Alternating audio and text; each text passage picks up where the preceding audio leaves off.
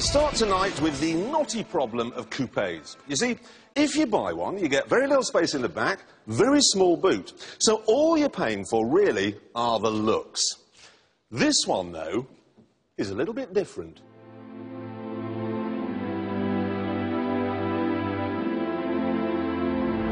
It's the Mazda RX8, and the first thing you need to know is that it's not exactly the prettiest car in the world. It's almost like they had a styling suggestion box at the factory. They got millions of ideas and then said, I know, let's have all of them. So it's got triangles and curves and gills and the back window from a Ford Anglia, and look at these lights. They're busier than a bishop's hat. The second thing you need to know is that it's not a coupe.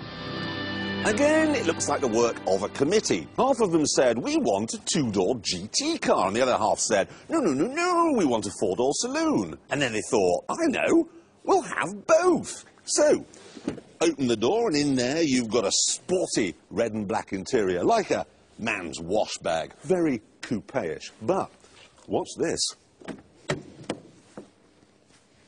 Not exactly going to work as a mini-cab in there, but there's certainly space enough for your 2.2 kids. Really, it's the best of both worlds. Cheap, too. The old RX-7 used to be priced to compete with Porsches. It was £35,000. But this one is just £22,000.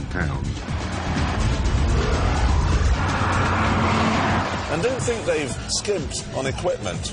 You get air conditioning, you get satellite navigation, you get electric seats. In fact, the only place where you get less than you might be expecting is under the bonnet.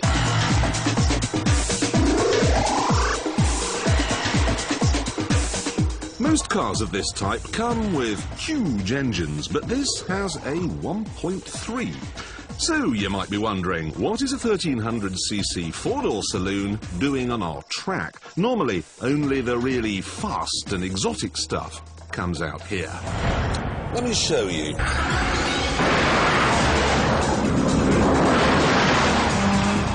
It may only be a 1.3, but it's a Wankel rotary engine. So you get 228 brake horsepower from a 1.3. It's not the torquiest engine in the world or the most economical, but God, it's smooth.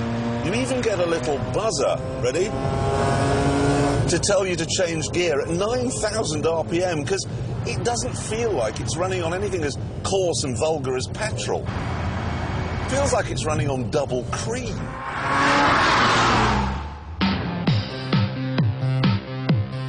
So, on the downside, the styling is a bit fussy. On the upside, though, it's got a great engine, it makes a great noise, it goes like stink, it's very comfortable, it's practical, it's well-priced, and it's well-equipped. And then there's the really good stuff.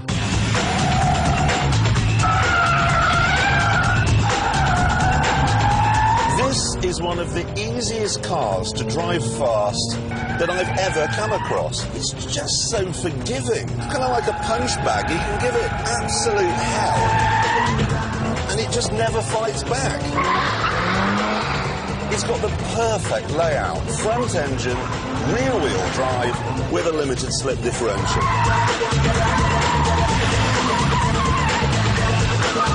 Oh, perfect.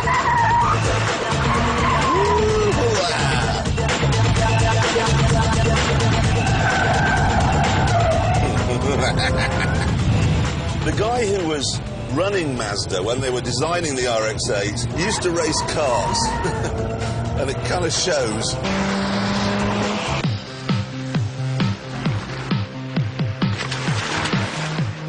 However, when you've finished clowning around, it settles down, takes off its Terminator suit and becomes Jane Austen. Quiet, comfortable, and dignified. This car is sensational. You get all the benefits of a coupe with none of the drawbacks, and all the practicality of a saloon with none of the tedium. Of all the cars I've driven this year, I'm pretty sure this one is the best. The best car? No. Well, you did just say the best car you've driven this year. Yeah, I was lying. OK. No, the thing about it is that it was great, but after I recorded that, I drove it on a wet road, and it's awfully twitchy. There's something about these tyres that make it really, yeah, a bit skittish.